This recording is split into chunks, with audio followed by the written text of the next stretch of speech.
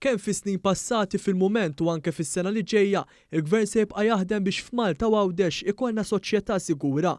Kien dan il-messaġġ ewlieni li ħareġ fil-Parlament waqt li kienu qed jiġu diskussi l-estimi għall-Ministeru għall-Intern, is-Sigurtà, Riformi u l-Igwaljanza. Il-Ministru Byron Camilleri spjega li din se tkun l-ewwel sena sħiħa f'ħafna u ħafna snin li matulha l-ħaddiema kollha tal-korpi se jkunu qed jiġu kumpensati b'mod xieraq għal din il-ħidma kbira li jwettqu. Dan qed iseħħ wara l-investiment għal fuq minn 15 miljun euro fi ftehim kollettiv għal kważi 5,000 ħaddiem u l-familja tagħhom fis-snin riċenti. Il-Ministru Camilleri qal li l-budget għas-sena li ġejja jinkludi inizjattiva ġdida li permezz tagħha ħaddiema tal-korpi dixxiplinati jiġu kumpensati bi 23% iżjed fil-pensjoni tas-servizz tagħhom wara li jkunu għamlu 4 snin addizzjonali fuq il-25 sena ta' servizz.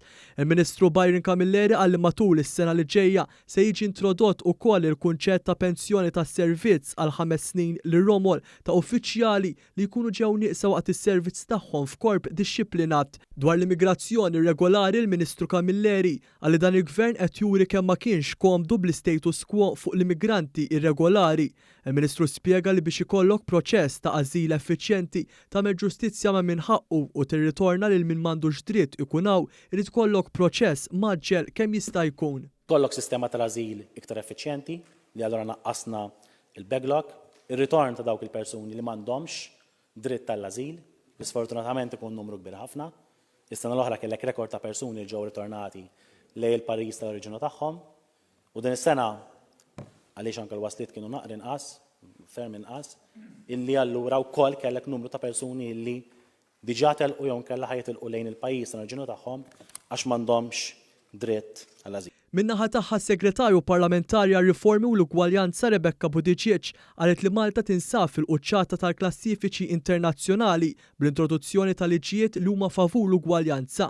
Tkellmet ukoll dwar kif Malta saret l-ewwel stat Ewropew li legalizza biex il-kannabis tkun tista' tintuża l-użu personali u titkabbar fid-dar.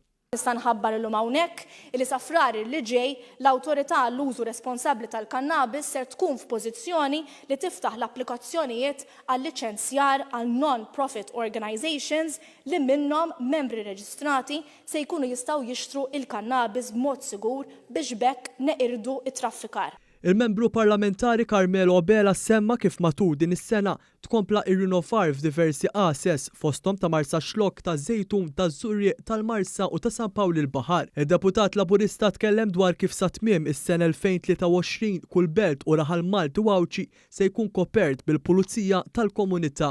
Għandna naraw li nsibu metodi u l-aħjar metodi biex il-Pulizija l-ewwel qed ikunu aktar preżenti fil-komunitajiet tagħna.